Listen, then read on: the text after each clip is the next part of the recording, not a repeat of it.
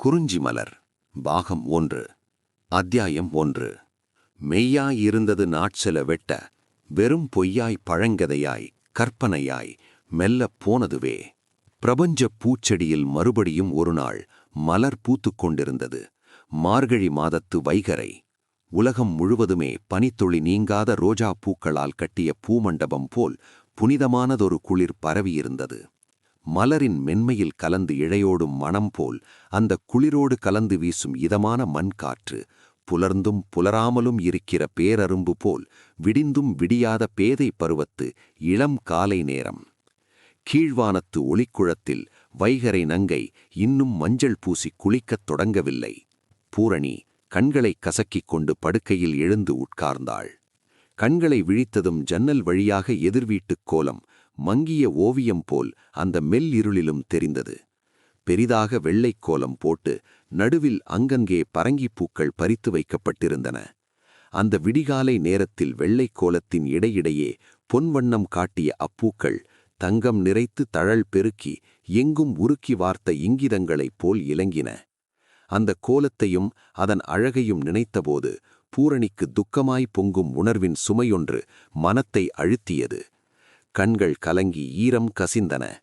அப்படியொரு கோலத்தை இன்னும் ஓராண்டு காலத்துக்கு அவள் தன் வீட்டு வாசலில் போட முடியாது. கொல்லையில் அவள் வீட்டிலும் தான் பரங்கிப்பூக்கள் வண்டி வண்டியாய் பூக்கின்றன. அவைகளை எங்கே பறித்து வைப்பது? யார் வைப்பது? துக்கத்தை கூட வரன்முறையாகவும் ஒழுங்காகவும் கொண்டாடுகிற அளவுக்கு வாழ்க்கையை பயன்படுத்திக் கொண்டு பழகிவிட்ட நாடு இது. விழுதுகளைப் போல் ஊன்றிக் கொண்டிருக்கும் பழமையான பழக்கங்கள் ஆலமரம் போன்ற தமிழ்நாட்டின் படர்ந்த வாழ்க்கையை தாங்கிக் கொண்டிருக்கின்றனவே. கண்களில் கசிந்த கண்ணீரை துடைத்துக் கொண்டு எழுந்து விளக்கை போட்டாள் பூரணி. அப்பா இருந்தால் வீடு இப்படி ஓசையின்றி இருண்டு கிடக்குமா இந்த காலை நேரத்தில்? 4:30 மணிக்கே எழுந்திருந்து பச்சை தண்ணீரில் நீராடிவிட்டு திருவாசகத்தையும் திருவெம்பாவையையும் பாடிக்கொண்டிருப்பாரே. மார்கழி மாதத்தில் விடிவதற்கு முன்னரே வீடு முழுவதும் சாம்பிராணி மணக்கும். அப்பாவின் தமிழ் மணக்கும். அந்த தமிழில் இனிமை மணக்கும். இன்று எங்கே அந்த தமிழ்? எங்கே அந்த அறிவின் மலை? பல்லாயிரக்கணக்கான மாணவர்களை அன்பாலும் அறிவுத்திறனாலும் ஆண்டு புகழ் குவித்த அந்த பூத உடல் போய்விட்டதே. அதோ அப்பாவின் நீண்ட பெரிய புத்தக அலமாரி. அதையும் துக்கத்தையும் தான் போகும்போது பெண்ணுக்காக அவர் வைத்துவிட்டு போனாரா? இல்லை, அதைவிட பெரிய பொறுப்புகளை அந்த 21 வயது மெல்லியலாளின் பூந்தோளுக்கு சுமையாக விட்டுப் போயிருக்கிறார். குளிர்தாங்காமல் மரவட்டடைகளைப் போல் சுருண்டு படுத்துக்கொண்டு தூங்கும் தம்பிகளையும் தங்கைகளையும் பார்த்தாள் பூரணி.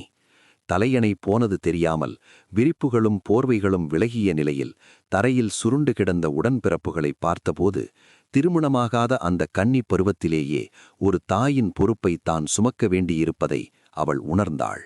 உடன்பிறப்புகளை நேரே விரிப்பில் படுக்க செய்து போர்வையை போர்த்திவிட்டு நிமிர்ந்தபோது எதிர்சுவரில் அப்பாவின் பெரிய படம் பூரணியை பார்த்து சிரித்துக் கொண்டிருந்தது.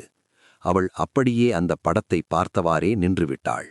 அவர் தன்னையே பார்ப்பது போல் அவளுக்கொரு பிரமை உண்டாயிற்று.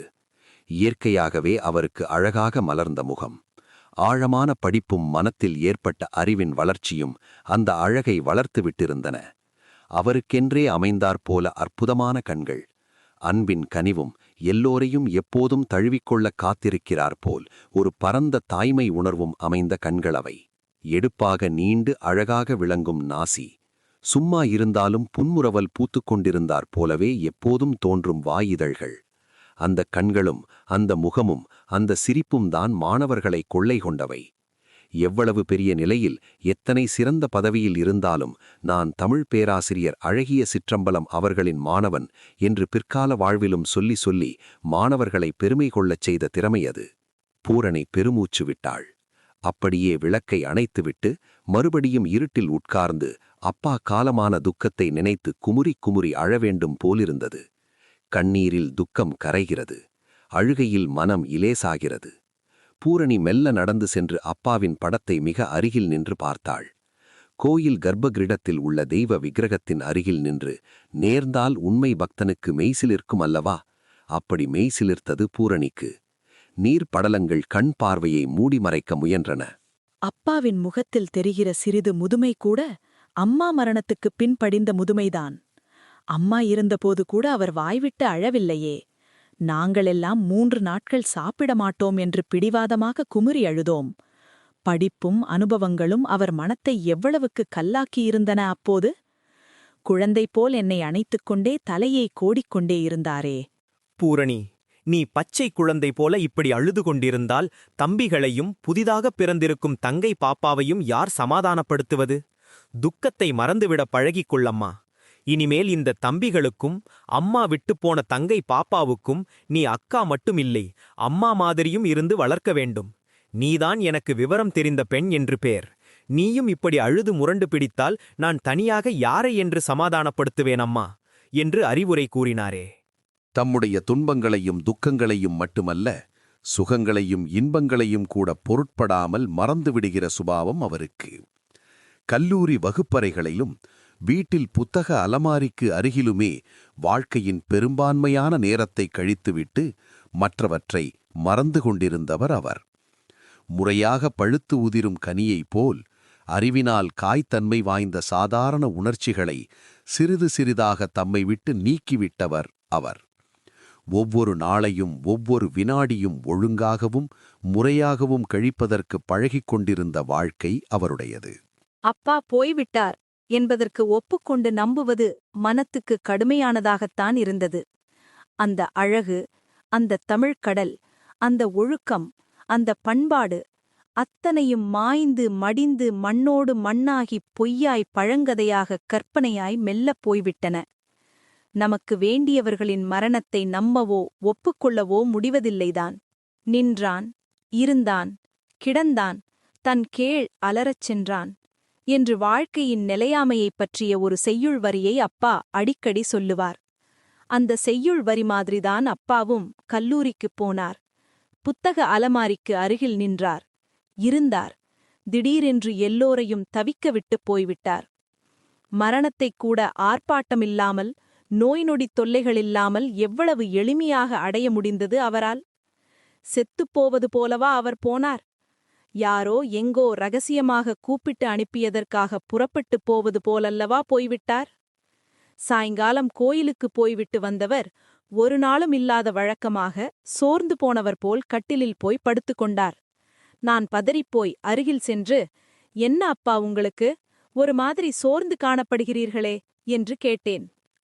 ஒன்றுமில்லை பூரணி, கொஞ்சம் வெந்நீரில் சுக்கை தட்டி போட்டுக்கொண்டு வா, லேசாக நெஞ்சை வலிக்கிற மாதிரி இருக்கிறது. நான் வெந்நீர் கொண்டு வரப்போனேன். தம்பி திருநாவுக்கரசு கூடத்தில் உட்கார்ந்து பள்ளிக்கூடத்து பாடம் படித்துக் கொண்டிருந்தான். சின்ன தம்பி சம்பந்தனும் குழந்தை மங்கையர்க்கரசியும் வீட்டு வாயிலுக்கு முன்னால் தெருவில் விளையாடிக் கொண்டிருந்தார்கள்.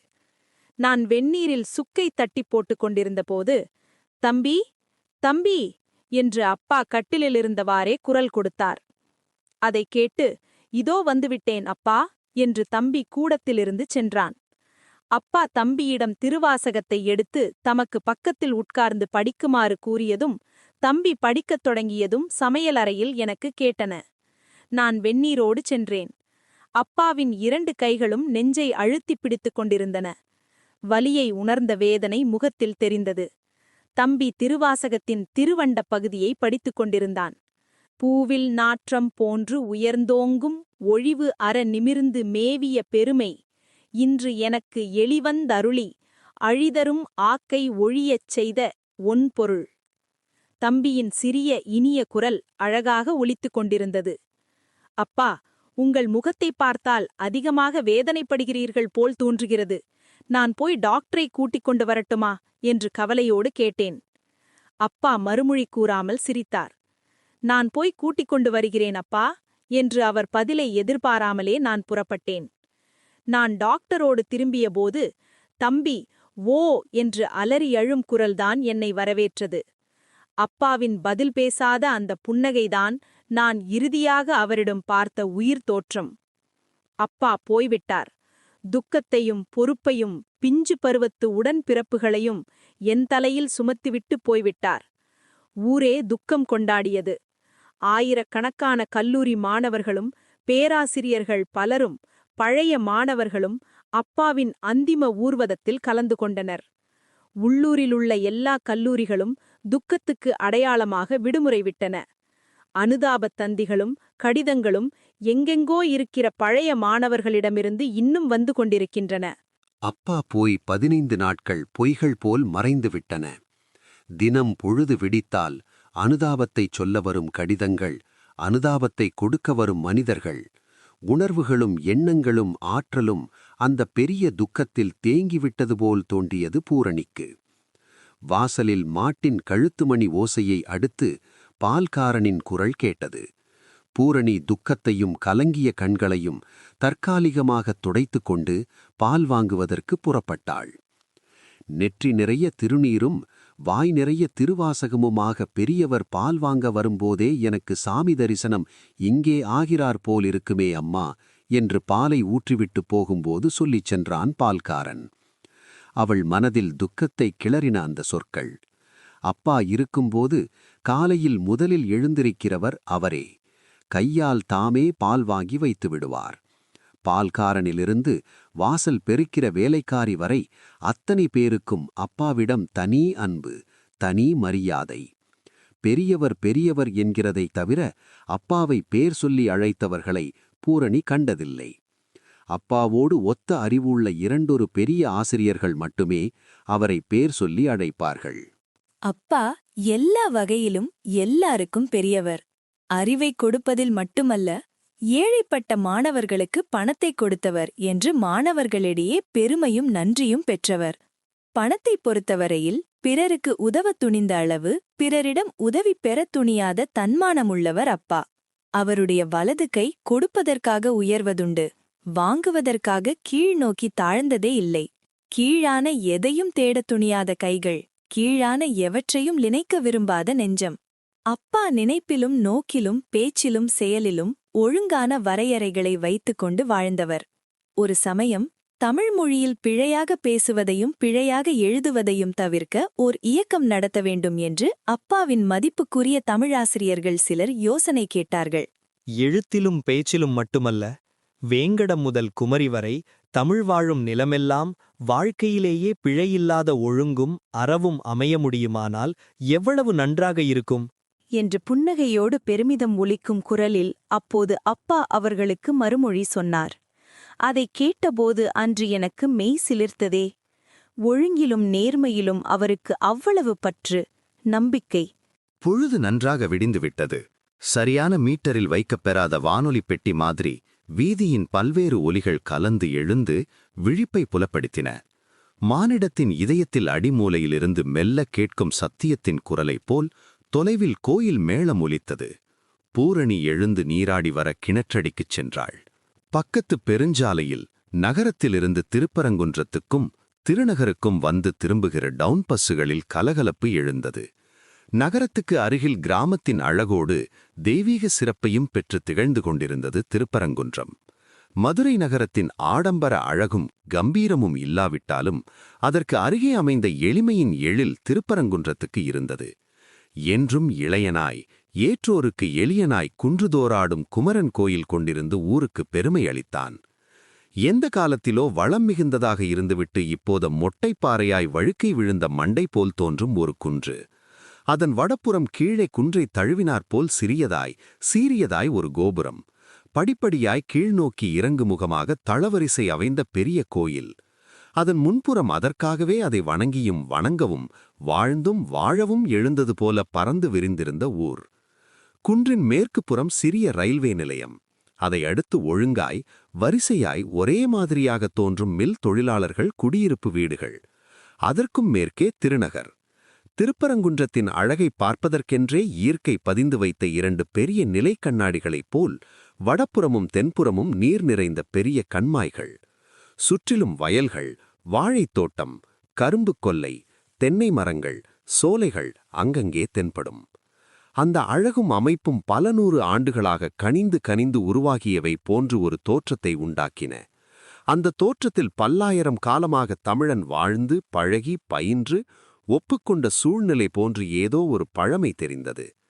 தாம் தமிழ் பணிபுரியும் கல்லூரியும் தம்முடைய நெருங்கிய நண்பர்களும் பிற வாழ்க்கை வசதிகளும் நகரத்துக்குள் இருந்தபோதிலும் பேராசிரியர் அழகிய சிற்றம்பலம் திருப்பரங்குன்றத்தை வாழும் இடமாக தேர்ந்தெடுத்ததற்கு காரணம் மனதுக்கு பழகிப்போனது போல் தோன்றிய அந்த பண்பட்ட சூழ்நிலைதான்.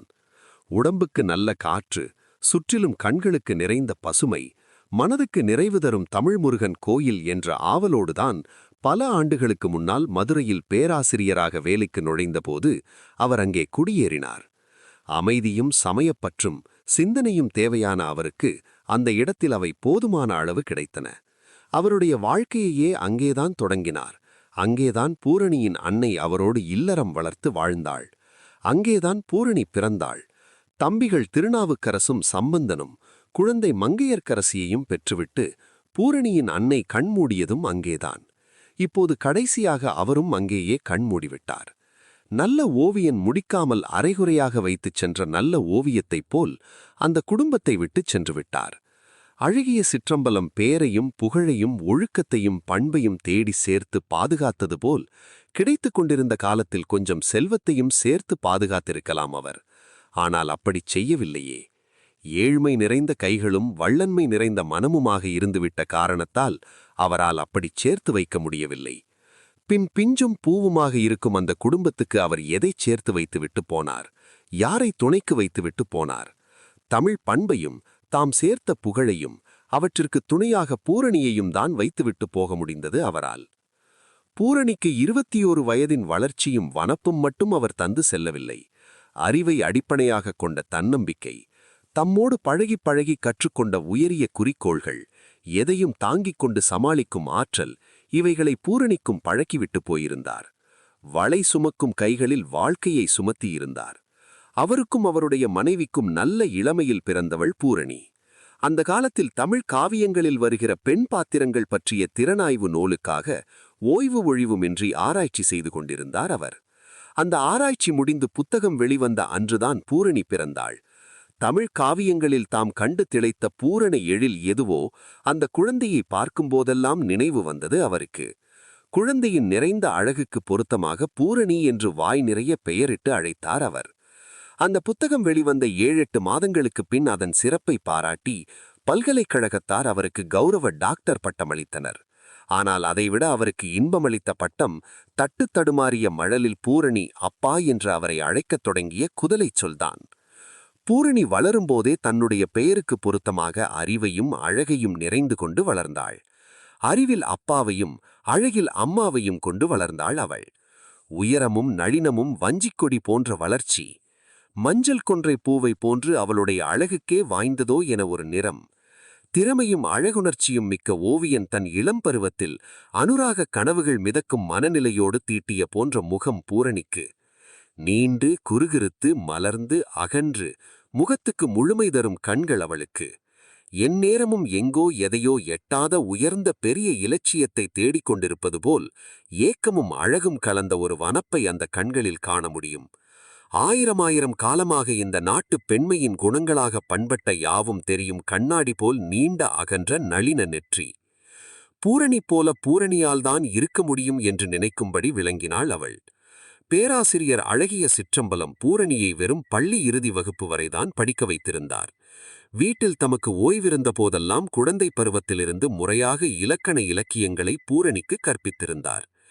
எவ்வளவோ முற்போக்குடையவராக இருந்தும் பெண்களின் படிப்பை பற்றி ஒரு திட்டமான கொள்கை இருந்தது அவருக்கு. கற்பூரம் காற்று படப்பட கரைந்து போவது போல அதிக படிப்பிலும் வெளிப்பழக்கங்களிலும் பெண்மையின் மென்மை கரைந்து பெண்ணின் உடலோடும் ஆணின் மனதோடும் வாழ்கின்ற செயற்கை நிலை பெண்களுக்கு வந்துவிடுகிறது என்று நினைப்பவர் அவர். பூரணியை அவர் கல்லூரி படிப்பு தரமுடிய அறிவு வளர்ச்சியைப் போல் 4 மடங்கு அறிவுச் செழிப்பை வீட்டிலேயே தம் பெண்ணுக்கு அளித்திருந்தார். உண்மை பற்றும் ஆர்வமும் கொண்டு தமிழ் மொழியை பேச்சாலும் எழுத்தாலும் வளர்த்துவிட்டு போயிருந்தது போலவே தம் அருமை பெண்ணையும் வளர்த்துவிட்டு போயிருந்தார். மணி 9:30. சாப்பாட்டை முடித்துக்கொண்டு புத்தகப் பையும் கையுமாக பள்ளிக்கூடத்துக்கு புறப்பட்ட திருநாவுக்கரசும் சம்பந்தனும் ஏதோ நினைவு வந்தது போல் வாயிற்புறம் தயங்கி நின்றனர். கடைசி தங்கை குழந்தை மங்கையர்க்கரசிக்கு கைகழுவி விடுவதற்காக வாயிற்புறம் அழைத்து கொண்டு வந்த பூரணி அவர்கள் நிற்பதை பார்த்துவிட்டாள். ஏண்டா இன்னும் நிற்கிறீர்கள்? பள்ளிக்கூடத்துக்கு உங்களுக்கு நேரமாகவில்லையா? மூத்தவன் எதையோ சொல்ல விரும்புவது போலவும் சொல்ல தயங்குவது போலவும் நின்றான். அதற்குள் பூரணியே புரிந்து கொண்டு விட்டாள். ஓ, பள்ளிக்கூட சம்பளத்துக்கு கடைசி நாளா? இரு பார்க்கிறேன். குழந்தைக்கு கை கழுவிவிட்டு உள்ளே போய் பெட்டியை திறந்து பார்த்தாள். இருந்ததை கொட்டி எண்ணியதில் 7.5 ரூபாய் தேறியது. பாங்கு புத்தகத்தை விரித்து பார்த்தாள். எடுப்பதற்கு அதில் மேலும் ஒன்றுமில்லை என தெரிந்தது. தம்பியை கூப்பிட்டு 7 ரூபாயை அவனிடம் கொடுத்து, சம்பளத்தை இன்றைக்கே கட்டிவிடு என்று சொல்லி அனுப்பினாள். அவர்கள் வருகிறோம் அக்கா என்று சொல்லிக்கொண்டு கிளம்பினார்கள். அந்த வீட்டின் எல்லையில் தங்கிய கடைசி நாணயமான அந்த 8 பெட்டிக்குள்ளே போட்டபோது பூரணிக்கு சிரிப்புத்தான் வந்தது. துன்பத்தை எப்படி சமாளிக்கப் போகிறோம் என்று நினைக்கிறபோது உண்டாகிற வறண்ட சிரிப்புதான் அது. வாசலில் தபால்காரன் வந்து நின்றான். கூடத்தில் உட்கார்ந்து அம்புலிமாமா பத்திரிகையில் பொம்மை பார்த்து கொண்டிருந்த மங்கையர்க்கரசி துள்ளி குதித்தோடி போய் தபால்களை வாங்கிக் கொண்டு வந்தாள். பெரிய ரோஜாப்பூ ஒன்று கையும் காலும் முளைத்து வருவது போல் அந்த சிறுமி அக்காவை நோக்கி ஓடி வந்தாள். தங்கை துள்ளி குதித்து ஓடிவந்த அழகில் பூரணியின் கண்கள் சற்றே மகிழ்ச்சியும் மலர்ச்சியும் காட்டின. வழக்கம் போல் பெரும்பாலான கடிதங்கள் அப்பாவின் மறைவுக்கு அனுதாபம் தெரிவித்து வந்தவைதான். 2 கடிதங்கள் இலங்கையிலிருந்தும் மலேயாவிலிருந்தும் கூட வந்திருந்தன. கடல் கடந்து போயும் அப்பாவின் நினைவை மறக்காத அந்த பழைய மாணவர்கள் செய்தித்தாள்கள் மூலம் விவரமறிந்து எழுதியிருந்தார்கள். அவ்வளவு புகழும் பெருமையும் வாய்ந்த ஒருவருடைய பெண்ணாக இருப்பதை நினைப்பதே பெருமையாக இருந்தது அவளுக்கு. கடைசியாக பிரிக்கப்படாமல் இருந்த 2 உரைகளில் ஒன்றை பிரித்தாள். தலைப்பில் இருந்த பெயரை படித்ததும் அவள் முகம் சிரித்தது. அப்பாவிடம் வீட்டில் வந்து தனியாக தமிழ் படித்தவரும் பெரும் செல்வருமாகிய ஒரு வியாபாரி எழுதிய கடிதம் அது. தமிழ் சொல்லிக் கொடுத்தாலும் அந்த வியாபாரியின் குணமும் முறையற்ற அரசியல் பித்தலாட்டங்களும் அப்பாவுக்கு பிடிக்காது. கடைசி வரையில் பிடிவாதமாக அந்த மனிதனிடம் கால் காசு கூட வாங்கிக் கொள்ள மறுத்துக்கொண்டே அவருக்கு தமிழ் சொல்லிக் கொடுத்துவிட்டு அனுப்பிவிட்டார் அவர் அப்பா. ஏழைகளின் இரத்தத்தை பிழிந்து பணம் சேர்த்தவனம்மா இவன். மனதில் நாணயமில்லாமல் கைகளில் நாணயத்தை குவித்து விட்டான். தமிழை கேட்டு வருகிற யாருக்கும் இல்லை என்று மறுப்பது பாவம் என்று நம்புகிறவன் நான். அந்த ஒரே நம்பிக்கைக்காகத்தான் இவனை கட்டிக்கொண்டு அழுகிறேன் என்று பலமுறை வெறுப்போடு அந்த மனிதரைப் பற்றி பூரணியிடம் சொல்லியிருக்கிறார் அவர். உலகத்தில் எந்த மூலையில் எவ்வளவு பெரிய மனிதனிடத்தில் நாணயக் குறைவும் ஒழுக்குக் குறைவும் இருந்தாலும் அந்த மனிதனை துச்சமாக நினைக்கிற துணிவு அப்பாவுக்கு உண்டு. பண்புக்குத்தான் அவரிடம் மதிப்பும் மரியாதையும் உண்டு. வெறும் பணத்திற்கு அதை அவர் கரவே மாட்டார். இத்தனை நினைவுகளும் வெறுப்பும் பொங்க அந்த கடிதத்தை பிரித்து படித்தாள் பூரணி. இதனுடன் தொகை போடாமல் என் கையெழுத்து மட்டும் போட்டு ஒரு செக் இணைத்திருக்கிறேன். தங்களுக்கு எவ்வளவு தொகை தேவையானாலும் எழுதி எடுத்துக்கொள்ளலாம். தந்தை காலமான பின் தங்கள் நிலையை என்னால் உணர முடிகிறது. தயவு செய்து இதை மறுக்கக்கூடாது. பூரணியின் முகம் இன்னும் சிரித்தது. கடிதத்தின் பின்னால் இருந்த கனமான அந்த வர்ண காகிதத்தை பார்த்தாள். அந்த சிவப்பு நிற எழுத்துக்கள் எல்லாம் ஏழைகள் சிந்திய கண்ணீர் துளிகளில் அச்சடிக்கப்பட்டவனவா? உலகத்திலேயே மிகவும் இழிந்த ஒன்றை கையில் வைத்து பார்த்து கொண்டிருப்பது போல் ஒரு அருவருப்பு உண்டாயிற்று பூரணிக்கு. அந்த கடிதத்தையும் செக்கையும் வெறுப்போடு கீழே வீசி எறிந்துவிட்டு நிமிர்ந்தாள். எதிரே அதற்காக அவளை பாராட்டுவது போல் அப்பாவின் படம் சிரித்துக் கொண்டிருந்தது. எப்போதும் சிரிக்கிற சிரிப்புதான் அப்போது அப்படி தோன்றியது. பூரணி உள்ளே போய் பேனாவை எடுத்து வந்தாள். கீழே கிடந்த அந்த செக்கை எடுத்து அதன் பின்புறம், அப்பாதான் செத்துப் போய்விட்டார். அவருடைய தன்மானம் இன்னும் இந்த குடும்பத்திலிருந்து சாகவில்லை, சாகாது. உங்கள் உதவிக்கு நன்றி. தேவையானவர்களுக்கு அதை செய்யுங்கள். இதோடு உங்கள் செக் திரும்பி வருகிறது என்று எழுதி வேறு உரைக்குள் வைத்தாள். வீட்டில் எப்போதோ வாங்கி உபயோகப்படுத்தப்படாமல் தபால்தாள்கள் கொஞ்சம் இருந்தன. அவற்றை ஒட்டி முகவரி எழுதினாள். முதல் வேலையாக அதை எதிர்ச்சாரியில் தெருவோரட்டிலிருந்த தபால் பெட்டியில் கொண்டு போய் போட்டுவிட்டு வந்தாள். அதை செய்ததும் தான் கையிலிருந்து ஏதோ பெரிய அழுக்கை கழுவி தூய்மைப்படுத்திக் கொண்ட மாதிரி இருந்தது அவளுக்கு. மனதில் நிம்மதியும் பிறந்தது. திரும்பி வந்ததும் பிரிக்கப்படாமலிருந்த மற்றொரு உரை அவள் கண்களில் தென்பட்டது. குழந்தை மறுபடியும் அம்புலிமாமாவை பொம்மை பார்க்கத் தொடங்கியிருந்தது. பூரணி அதுவும் ஒரு அனுதாப கடிதமாக இருக்கும் என்று பிரித்தாள். திருப்பரங்குன்றத்தில் அவர்கள் குடியிருக்கும் அந்த வீட்டின் சொந்தக்காரர் மதுரையில் குடியிருந்தார். அவர் எழுதிய கடிதம்தான் அது. வீட்டை அடுத்த மாதம் விற்கப் போகிறேன். அதற்குள் தாங்கள் தரவேண்டிய 6 மாதத்து வாடகை பாக்கியை செலுத்திவிட்டு வேறு இடம் பார்த்து கொள்ள வேண்டியது. கடிதம் அவள் கையிலிருந்து நழுவி குழந்தை வைத்திருந்த அம்புலிமாமாவுக்கு கீழே விழுந்தது. அக்கா, இந்தாங்க என்று மழலையில் மிழற்றிக்கொண்டே குழந்தை மங்கையர்க்கரசி அந்த கடிதத்தை எடுத்துக்கொண்டு வந்தாள். பூரணி அப்பாவின் படத்தை அந்த அற்புத கண்களை பார்த்து கொண்டு சிலையாக நின்றாள். பெண்ணே, வாழ்க்கையில் முதல் துயர அன்பு உன்னை நோக்கி பாய்கிறது. நான் இறந்த பின் நீ சந்திக்கிற முதல் துன்பம் இது. கலங்காதே, துன்பங்களை வெல்லுகிற முயற்சிதான் வாழ்க்கை. அப்பாவின் படம் பேசுவது போல் ஒரு பிரமையை உண்டாக்கிக் கொண்டாள் அவள். அவருடைய அற்புத கண்களிலிருந்து ஏதோ ஒரு ஒளி மெல்ல பாய்ந்து பரவி அவளிடம் வந்து கலக்கிறதா? அவள் மனதில் துணிவின் நம்பிக்கை ஒளி பூத்தது.